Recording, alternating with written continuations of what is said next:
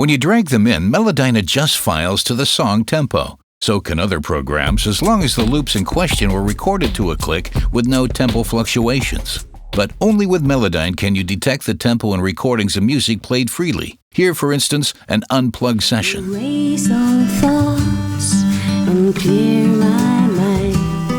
Beyond my words, there's moonlight. Melodyne knows what's being played here, in terms of harmony and melody, but also as regards tempo. All the human fluctuations are found and displayed in the tempo editor, and you could even add a click, although in the original recording there wasn't one. The grid lines coincide with the clicks, forming a useful basis for beat-accurate editing and arranging, and for the addition of further files, like these originally rigid loops, that now adapt to the human feel of the band, not the other way around. Don't wake me up. Starting from the free tempo of the band, you can speed up or slow down certain passages. However drastic the changes, the audio quality remains excellent. And of course, you can impose a constant tempo if you prefer. In a new song, the tempo isn't defined yet. So, you simply start playing, and your playing determines the tempo.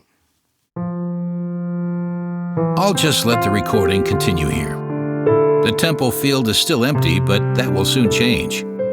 Because as soon as I stop recording, Melodyne analyzes the notes and the tempo. Let's listen.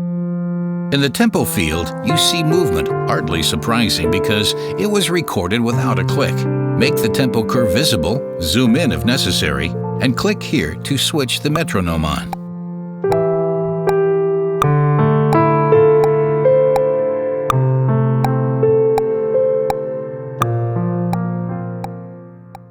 Or another way to start a new song, you can type a value directly into the tempo field, followed by the time signature, and then record to the click. Or still another way, you can determine the tempo simply by dragging files into Melodyne that you've recorded perhaps in another program. Melodyne will then analyze the audio files and detect not only the notes they contain, but also their tempo. This works even if you drag in multiple files. Melodyne takes all the tracks into account when analyzing the tempo. What it detects then is the shared tempo of the entire band. A really wild solo, of course, could interfere with the tempo analysis. It's better, therefore, to exclude this type of track from the first batch. You can drag it in later.